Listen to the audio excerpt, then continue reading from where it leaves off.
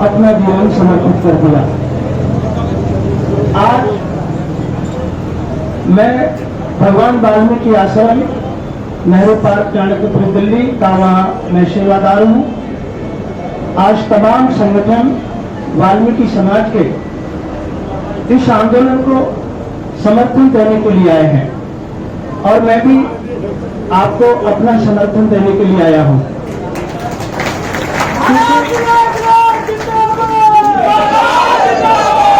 तुम संघर्ष करो, हम तुम्हारे साथ हैं। जिंदाबाद जिंदाबाद जिंदाबाद जिंदाबाद जिंदाबाद जिंदाबाद। 2-3 दिन पहले जब मैंने मीडिया के माध्यम से मैंने सुना कि कुछ लोगों ने और सरकार के उकसावे में आकर, एक पार्टी के उकसावे में आकर और किसान आंदोलन को असफल करने के लिए, किसानों को उत्तेजित करने के लिए मंच के नजदीक एक आकर के उकसाने का जो कार्य किया और किसानों को बदनाम करने का जो एक षड्यंत्र रचा गया, उसको देख करके पूरा जो वाल्मीकि समाज था वो अचंभित था। समाज के जो जागरूक और जिम्मेदार व्यक्ति थे, उन्होंने निर्णय लिया कि ये जो साजिश रची जा रही है किसानों से वाल्मीकि समाज को उलझाने की, इस साजिश को सफल नहीं होने देना है। इस साजिश का जवाब देना है। सभी समाज के लोग, बुद्धिजीवी लोग आज इस मंच पर आपको समर्थन करने के लिए आए हैं। प्यारे साथियों, इस मंच के माध्यम से देश की सरकार, उत्तर प्रदेश की सरकार से मैं एक आह्वान बात कहना चाहता हूं। साथ साथ वाल्मीकि समाज से भी एक बात कहना चाहता हूं कि उत्तर प्रदेश के अंदर विशेषकर वाल्मीकि समाज के साथ इस 4.5 साल के अंदर जो अत्याचार और जुल्म हुआ है, उसको पूरी समाज ने याद रखना है।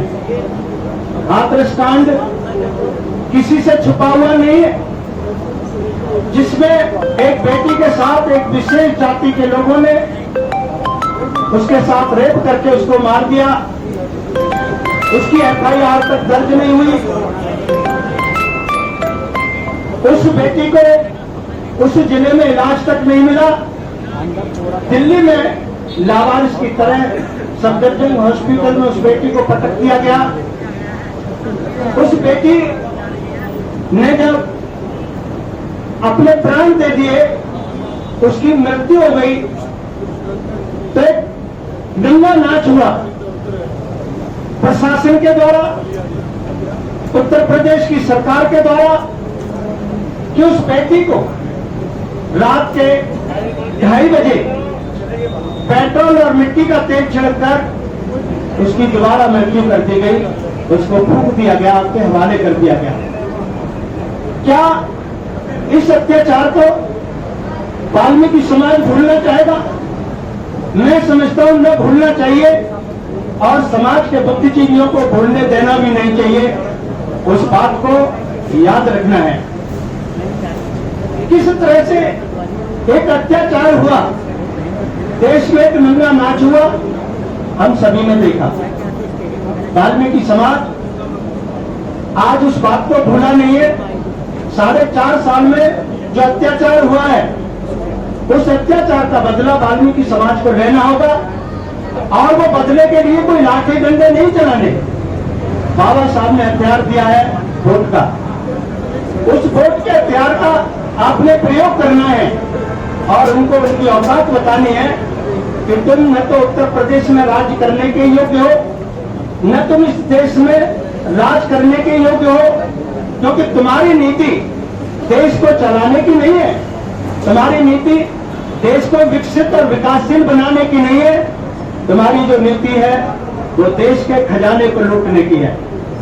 आप हर वो हथकंडा अपनाते हैं जिससे देश का खजाना लूटा जा सके।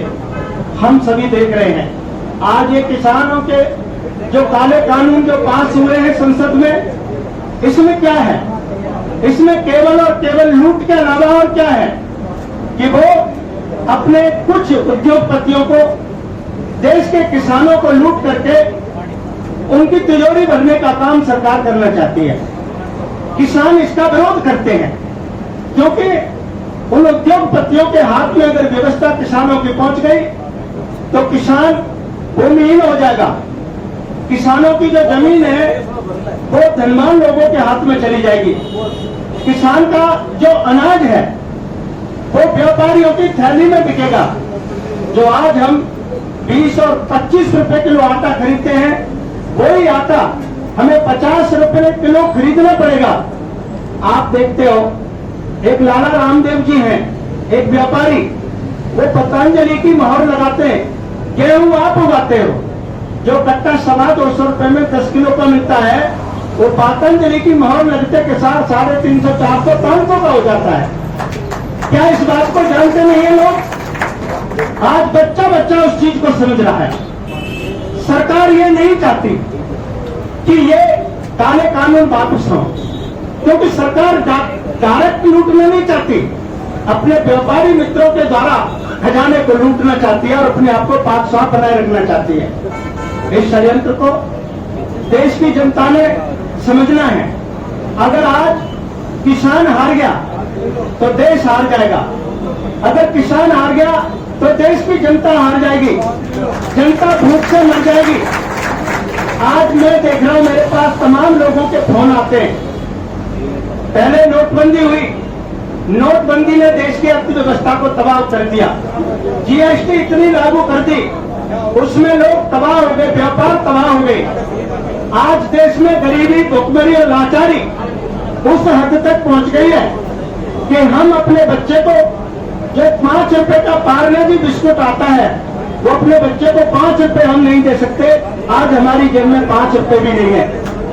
आज देश की सरकार कहती है, देश के प्रधानमंत्री कहते हैं कि हमने 80 करोड़ गरीब जनता को 5 किलो अनाज देने की व्यवस्था की है। इसका मतलब है कि सरकार ने देश के अंदर 80 करोड़ जनता को गरीब बना दिया है। ये पीएम साहब का, जो देश का प्रधानमंत्री है, उनका बयान है कि हमने 80 करोड़ गरीब जनता को और 5 किलो अनाज देने की व्यवस्था की है। आप विचार करिए, क्या 5 किलो अनाज में एक आदमी 30 दिन तक अपना पेट भर सकता है? नहीं भर सकता। ये किस तरह का मजाक भारत देश की जनता के साथ हो रहा है, और उस मजाक को हम और आप सब होते हुए देख रहे हैं।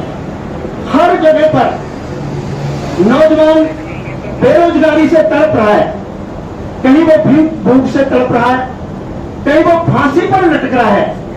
पहले तो हम सुनते थे कि किसान फांसी लगा करके कितनी अपनी जान दे देते हैं, लेकिन आज उस बेरोजगारी में, जिन्होंने 2 करोड़ रोजगार देने का आश्वासन देश की जनता को देने के लिए झूठ बोला था, आज करोड़ों लोगों को बेरोजगार कर दिया, नए रोजगार उन्होंने नहीं दिए। आप देखिए, 15 लाख रुपए सरकार ने देने का एक जुमला दिया था। क्या 15 लाख रुपए मिले किसी को? 2 करोड़ रोजगार मिले? ये भ्रष्टाचार की और महंगाई की सवारी करके देश की सत्ता में आए थे।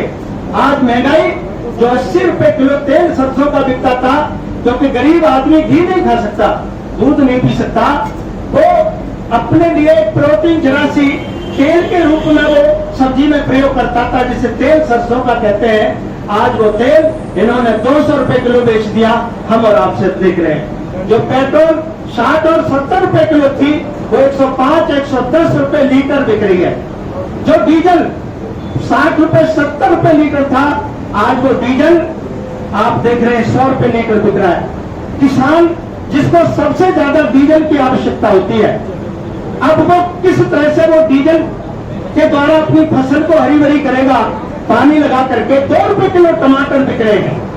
2 रुपए किलो टमाटर किसान उगा करके और 100 रुपए लीटर का डीजल खर्च करके और 2 रुपए किलो टमाटर बेच करके क्या वो अपनी खेती को कर सकता है? नहीं करेगा। मैं भी गांव का बच्चा हूं। मैंने देखा है कि जिनके पास 20 बीघा जमीन थी किसानों के पास, वो भी 2 टाइम सब्जी से रोटी नहीं खा सकते थे। एक टाइम उनको चटनी से और छाछ के साथ में रोटी खानी पड़ती थी। अगर ये कानून लागू हो गए तो अब आप देखिए तो उस किसान की क्या हालत होगी। साथ साथ जो मजदूर किसान है, जो किसान के खेत में काम करके अपने परिवार का पालन पोषण करता था, उस मजदूर किसान की क्या हालत होगी, ये हम सब देख रहे हैं। आज नौजवान और किसान, दलित और मुसलमान, चारों के ऊपर एक खतरा मंडराया हुआ है। इनको चारों को बेघर करना है, जो कि इस देश के अंदर लगभग आबादी 85% है। 15% लोग 85% लोगों को बेवकूफ बनाने का काम कर रहे हैं और 72 साल की आबादी में हमने बेवकूफ बनने का काम किया है। प्यारे साथियों, आज इस मंच के माध्यम से मैं आप लोगों को एक आह्वान करता हूं कि इस षड्यंत्रकारी सरकार को जितना जल्दी हो सके इसको उखाड़ के फेंकने का हम सबने मिलकर के काम करना है, क्योंकि ये जो देश में एक नकली राष्ट्रवाद चल रहा है, उस नकली राष्ट्रवाद को खत्म करके एक असली राष्ट्रवाद भारत देश के अंदर स्थापित करने की आज आवश्यकता है। मेरे साथियों,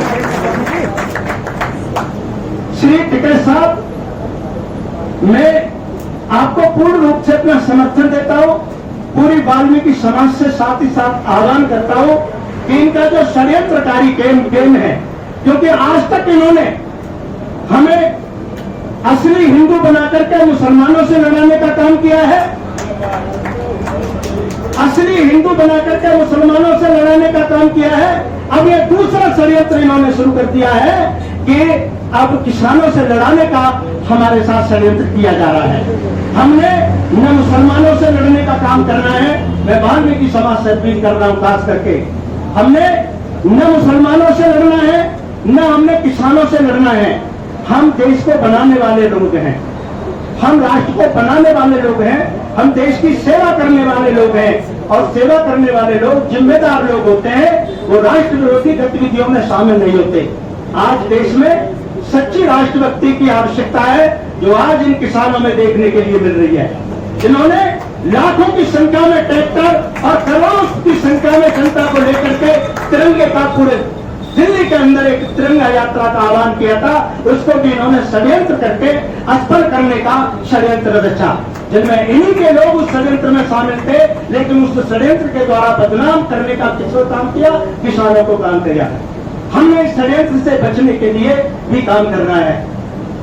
तो मैं टिकैत साहब आपको आश्वासन दिलाता हूँ, वाल्मीकि समाज मैं समझता हूँ आपके साथ है, तमाम बुद्धिजीवी वर्ग आपके साथ है, मैं आपके साथ हूँ, और मैं चाहता हूँ गुरु महाराज भगवान वाल्मीकि से प्रार्थना करता हूँ कि ये किसान आंदोलन आपका सफल हो और ये काले कानून वापस हो और आपकी जीत हो।